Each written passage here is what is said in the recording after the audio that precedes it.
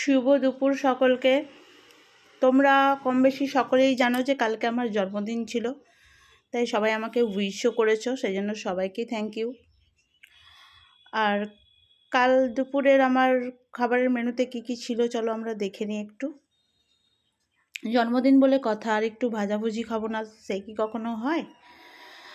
দেখো, প্রথমেই ছিল পটল ভাজা, তারপরে গোল গোল করে আলু ভাজা করা হয়েছে, ঢ্যাঁড়স ভাজা, বাদাম দিয়ে শাক ভাজা, এটা লাল শাক, আর সর্ষে ডাঁটা।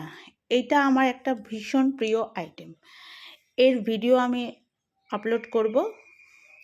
আর কুমড়ো ভাজা আর বড়ি আলু পোস্ত, পেঁয়াজ লঙ্কা তো রয়েছে, আর এখানে মাটন।